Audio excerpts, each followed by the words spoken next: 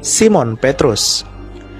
Petrus adalah murid Tuhan Yesus yang paling banyak disebutkan di Alkitab dan menjadi pemimpin dari murid-muridnya yang lain. Nama asli Petrus adalah Simeon, nama Aram yang berasal dari kata Simon yang artinya mendengar. Bentuk Yunani Simeon adalah Simon. Ia pertama kali diperkenalkan oleh Andreas, saudaranya, kepada Tuhan Yesus. Petrus sering melakukan pelayanan ke kota-kota lain di luar Yerusalem. Ia pergi ke Lida dan Yope, Antioquia, dan juga Korintus. Hampir bisa dipastikan bahwa Petrus juga ke Roma, pusat kekaisaran Romawi. Kemudian Petrus mendirikan gereja di Roma, dan tradisi mengatakan bahwa di kota Romalah Petrus meninggal bersama Paulus pada masa penganiayaan Kaisar Nero. Dikatakan bahwa ia disalibkan secara terbalik dengan kepala di bawah atas permintaannya sendiri, sebab ia merasa tidak layak disalibkan dengan kepala di atas seperti gurunya Tuhan Yesus. Makam daripada Rasul Petrus ini terdapat di dasar gedung Gereja Katolik Basilika Santo Petrus di kota Roma, Vatikan, yang menjadi gereja terbesar di dunia dan pusat dari Gereja Katolik. Petrus meninggalkan warisan berupa kitab suci, yakni surat 1 Petrus dan 2 Petrus yang diduga kuat ditulisnya dari kota Roma.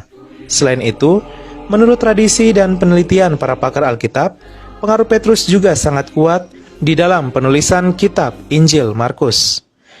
Rasul Petrus dalam Gereja Katolik dikenal sebagai pemimpin gereja yang pertama, yang kini digembalakan oleh Paus Fransiskus, yaitu pemimpin Gereja Katolik ke-266. 2. Andreas. Andreas adalah saudara Simon Petrus. Arti namanya dalam bahasa Yunani yaitu jantan. Andreas adalah murid pertama Tuhan Yesus. Sebelumnya ia adalah murid Yohanes Pembaptis. Menurut tradisi, Andreas menghabiskan tahun-tahun terakhir hidupnya di Skythia, bagian utara Laut Hitam. Tetapi sebuah buku kecil yang berjudul Acts of Andrew, kemungkinan ditulis tahun 260 Masehi, menceritakan bahwa ia memberitakan Injil terutama di daerah Makedonia dan juga mati sebagai martir di Patras, Yunani. Dikatakan bahwa Andreas disalibkan di kayu salib berbentuk huruf X, sebuah bentuk religius yang kini dikenal sebagai salib Andreas. Bangsa Skotlandia menjadikan salib Andreas ini sebagai lambang bendera negara mereka. Pada tahun 357, relik Santo Andreas dipindahkan ke Konstantinopel yang kini disebut Turki. Relik merupakan sebuah benda peninggalan ataupun tubuh daripada orang kudus yang dihormati tersebut. Pada tahun 867, tengkorak daripada Rasul Andreas ini dikirim kembali ke Patras, dan pada tahun 1208, tengkorak yang tersisa di Konstantinopel dikirim ke Amalfi, Italia. Pada tahun 1908, semua peninggalannya dikembalikan ke Patras, Yunani.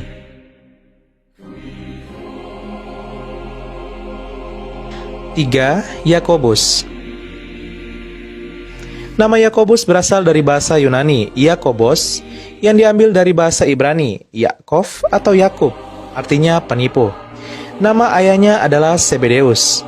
Bersama saudaranya Yohanes, ia dipanggil menjadi murid Tuhan Yesus ketika mereka sedang menjala ikan. Nubuatan Tuhan Yesus akan kematian Yakobus kelak digenapi ketika Raja Herodes membunuh Yakobus dengan pedang, sekitar tahun 44 Masehi. Kisah Para Rasul bab 12 ayat 2. Yakobus menjadi martir pertama dari 12 murid Tuhan Yesus. Selain Yudas Iskariot, hanya kematian Yakobuslah yang dicatat di Alkitab. Yakobus juga dikenal sebagai Santo Pelindung negara Spanyol. Menurut tradisi yang lain, ia dikatakan telah dimakamkan di Santiago de Compostela setelah jasadnya dibawa ke sana ketika ia dipenggal di Yerusalem. Situs ziarah ini berasal dari abad ke-9. 4. Yohanes. Nama Yohanes dalam bahasa Yunani adalah Iones, yang berasal dari bahasa Ibrani Yohanan atau Yohanan, yang artinya pemberian Tuhan. Yohanes dikenal sebagai murid yang dikasihi Tuhan Yesus yang bersandar dekat kepadanya pada saat perjamuan Paskah terakhir. Yohanes juga merupakan saudara Yakobus dan mungkin lebih muda daripada Yakobus, sebab di kitab-kitab Injil namanya selalu disebut sesudah Yakobus.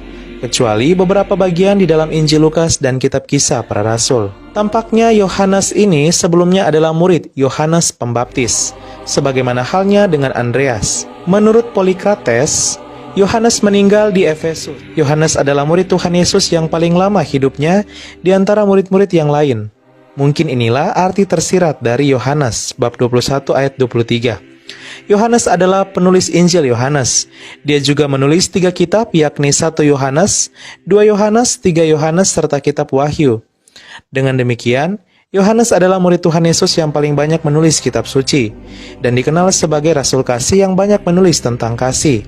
Ia membuktikan bahwa wataknya yang keras itu telah diubahkan oleh Tuhan Yesus. Dilansir dari situs ChristianityExchange.com, jenazah dari Rasul Yohanes ini belum ditemukan.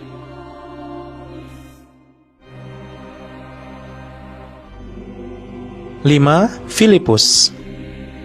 Nama Filipus berasal dari bahasa Yunani, Philippos, yang artinya pecinta kuda. Injil Yohaneslah satu-satunya sumber yang memberikan informasi yang cukup rinci mengenai Filipus. Tradisi menyebutkan bahwa Filipus mati sebagai martir di Hierapolis dengan cara kepalanya dipenggal. Namun hal ini belum bisa dipastikan.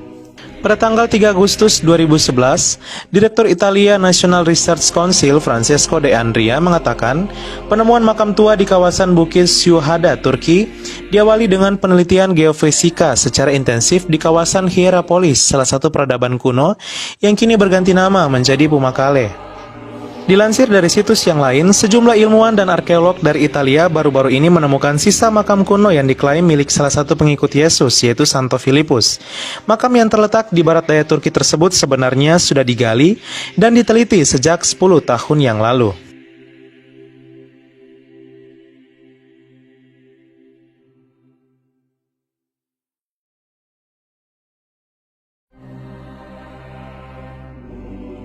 Enam, Bartolomeus. Nama Bartolomeus berasal dari bahasa Yunani, Bartolomaios. Nama ini berasal dari 2 kata Aram, yaitu bar dan tolmai atau talmai. Dalam bahasa Aram, bar artinya adalah anak lelaki.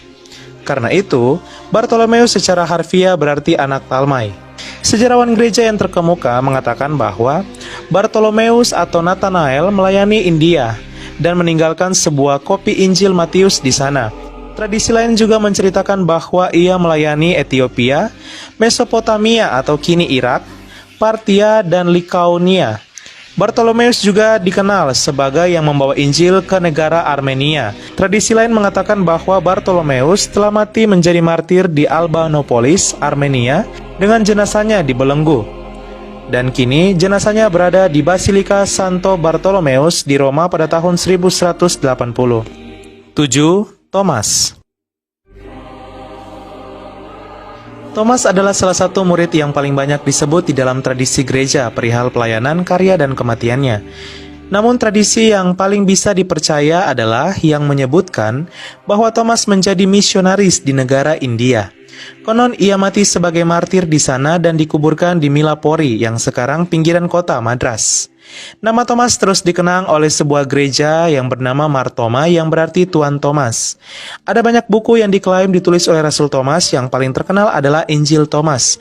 Namun, semua buku tersebut ternyata adalah palsu sehingga tidak dimasukkan dalam Alkitab. Sumber lain menyebutkan bahwa ada sejumlah tempat yang terkait dengan kemartiran dan penguburan Rasul Thomas. Tetapi yang paling umum diterima yaitu saat Thomas menjadi martir di Gunung Thomas di India, dan pemakamannya berada di dekat tempat Basilika San Tom.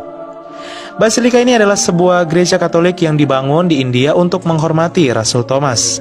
Tidak jelas kapan tepatnya situs itu dikaitkan dengannya, tetapi tampaknya paling lambat adalah tahun 1523. 8. Matius, yang dalam bahasa Ibrani yaitu Matityahu, disingkat Matai, yang artinya pemberian Tuhan. Ia adalah seorang pemungut cukai yang kemudian dipanggil Tuhan Yesus menjadi muridnya. Sumber lain mengatakan bahwa Matius dari Kapernaum ini, yang merupakan anak Alfeus, dikatakan dimakamkan di Salerno, Italia, yang kini telah dibangun sebuah katedral pada tahun 1076 untuk menghormati Rasul Matius. 9. Yakobus, anak Alfeus. Kitab-kitab Injil hanya menyebut nama Yakobus anak Alfeus dalam daftar para rasul. Injil Matius bab 10 ayat 3. Sebutan mudah ditambahkan mungkin untuk membedakannya dari rasul lain, yakni Yakobus anak Zebedeus. Cerita legenda mengatakan bahwa Yakobus anak Alfeus ini mengabarkan Injil di Persia yang kini merupakan negara Iran dan disalibkan di sana, tetapi hal ini belum dapat dipastikan. Sumber lain mengatakan bahwa ia dirajam sampai mati di Yerusalem, tetapi Nikeporos mengatakan dia disalibkan di Ostrakina, Mesir. Peninggalannya ada di Santi Apostoli, sebuah tempat di negara Italia bersama dengan Filipus. 10. Tadeus. Nama Tadeus dalam bahasa Yunani adalah Tadaios, disebut dalam Injil Matius dan Injil Markus. Di dalam Injil Lukas, ia disebut sebagai Yudas, anak Yakobus. Tadeus pergi kepada Abgar setelah kenaikan Tuhan Yesus ke surga, dan ia tetap berada di sana berkhotbah di beberapa kota di Mesopotamia atau Irak.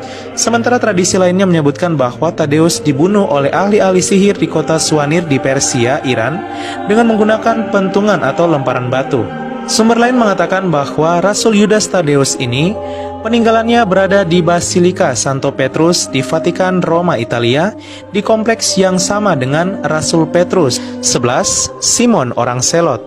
Di dalam naskah bahasa Yunani Injil Matius dan Injil Markus menyebutkan seorang murid bernama Simon orang Kanani. Di dalam Alkitab bahasa Indonesia terjemahan lama, nama inilah yang dipakai. Tetapi di dalam Alkitab bahasa Indonesia terjemahan yang baru, yang dipakai adalah Simon orang Selot. Injil Matius bab 10 ayat 4. Selotes adalah kata Yunani yang artinya orang yang penuh semangat. Selain itu, nama Simon Selot juga berarti sosok yang rajin. Nikeporus dari Konstantinopel atau Turki, seorang penulis dari rohaniawan Kristen menulis, Simon yang lahir di Kana, Galilea yang juga disebut orang Selot, telah menerima Roh Kudus dari surga mengadakan perjalanan ke Mesir dan benua Afrika, lalu negara Mauritania dan negara Libya untuk memberitakan Injil. Dan ajaran yang sama diajarkan juga di seputar Samudra Atlantik dan kepulauan yang dikenal sebagai Britania atau Inggris Raya. Sumber lain mengatakan bahwa peninggalan daripada Simon orang Selot ini berada di Basilika Santo Petrus di Roma, di kompleks yang sama juga dengan Petrus. 12. Yudas Iskariot. Nama Yudas dalam bahasa Yunani adalah Iudaios yang berasal dari bahasa Ibrani Yuhda atau Yehuda yang artinya bersyukur. Sedangkan kata Iskariot berasal dari bahasa Ibrani Iskriot yang secara harfiah berarti orang dari Keriot. Sumber lain mengatakan bahwa Yudas Iskariot meninggal di Akeldama dan mungkin masih di sana, tetapi tidak ada yang sangat tertarik untuk meneliti dan juga memuliakan makam daripada pengkhianat tersebut. 13. Matias, pengganti Yudas Iskariot. Setelah kematian Yudas Iskariot, Rasul Petrus mengusulkan untuk memilih pengganti pengkhianat tersebut, sehingga jumlah rasul tetap 12 orang. Lalu Petrus memberikan beberapa persyaratan tertentu yang harus dimiliki oleh rasul yang baru, yakni harus mengenal Tuhan Yesus mulai dari baptisan Yohanes sampai hari Yesus terangkat ke surga.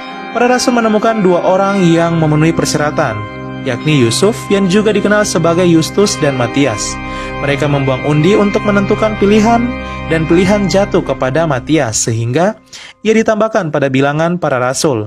Dilansir dari sumber yang lain, orang-orang Yunani mengklaim bahwa Matias dimakamkan di Gonio, negara Georgia, tetapi umat Katolik juga telah memiliki relikwinya di Biara Santo Matius di Trier, Jerman, sejak tahun 1148. Ya, sahabat Angker dan Data Channel, itulah dia kisah akhir hidup daripada 12 Rasul Yesus dan juga makam daripada mereka. Semoga kiranya apa yang menjadi pewartaan daripada 12 murid Yesus ini dapat diteruskan oleh umat Kristiani hingga sampai saat ini agar menjadi buah-buah pewartaan yang menghasilkan kabar sukacita bagi dunia. Terima kasih.